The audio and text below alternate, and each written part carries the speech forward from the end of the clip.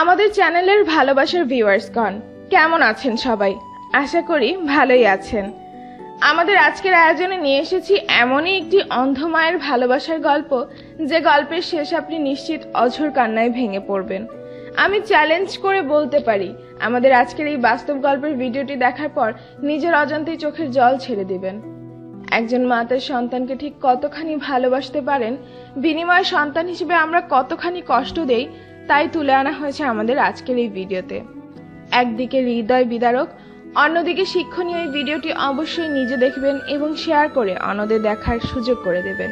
চলুন আর কথা না বাড়িয়ে যাওয়া যাক মূল গল্পে। জাপানের এক শহরে এক নামকরা ব্যবসায়ী ছিল। টাকা পয়সার নামে দামে কোনো কিছুরই তার অভাব ছিল না, কিন্তু তার আধুনিক সমাজে মুখ দেখাতে পারতো না শুধু তার মায়ের জন্য।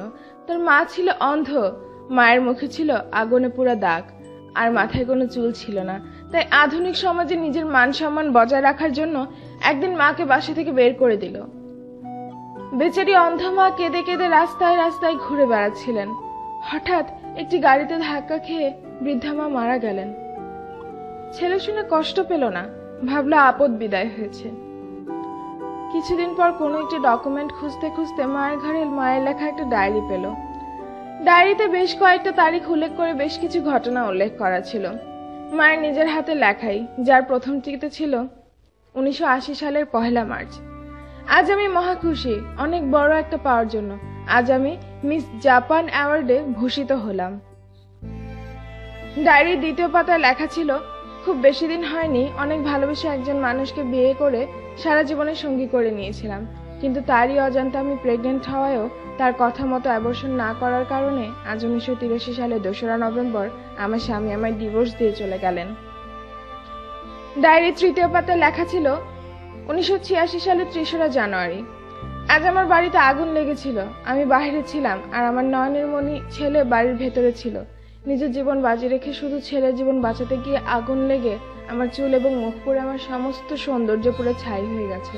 তাতে আমার কোনো দুঃখ নেই, তবু আমার নয়নের মণি ছেলের দুটো চোখ আমি বাঁচাতে পারিনি। ডায়েরির চতুর্থ পাতায় লেখা ছিল, আজ আমি মহা খুশি, আজকের পর থেকে আমার নয়নের মণি ছেলে দুনিয়ার আলো দেখতে পাবে। একজন মা হিসেবে আমার কাছে এর চাইতে বড় কিছুই হতে পারে না। 1986 সালের 12ই ডিসেম্বর। আজ আমার নিজের চোখ দুটো আমার ছেলেকে দিতে যাচ্ছি। ডায়েরির পঞ্চম পাতার লেখাগুলো কাঁচা কালিতে লেখা, মানে খুব অল্প কদিন আগেই লেখা। তাতে কোনো রকমে এলোমেলো ভাবে লেখা ছিল 2015 সালের 15ই অক্টোবর। আজ আমি আমার ছেলের বাসা ছেড়ে চলে যাচ্ছি। হে স্রষ্টা, আপনার কাছে প্রার্থনা আমার ছেলেকে সকল বিপদের হাত থেকে রক্ষা করবেন ও তার মঙ্গল করবেন।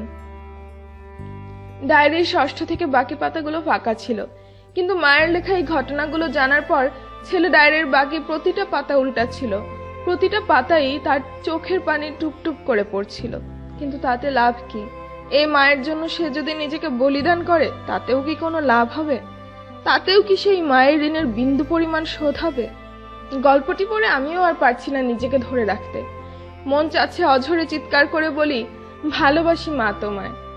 মা আমাদের কতটা নিঃস্বার্থভাবে ভালোবাসেন, তার আমরা কতটাই না স্বার্থপরের মতো তাদের কষ্ট দেই।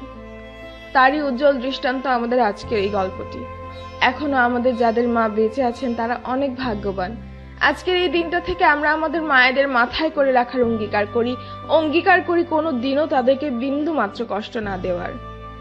প্রিয় ভিউয়ার্স, আমাদের আজকের এই হৃদয় বিদারক ও শিক্ষণীয় ভিডিওটি অবশ্যই লাইকের পাশাপাশি শেয়ার করে সবাইকে দেখার সুযোগ করে দিবেন।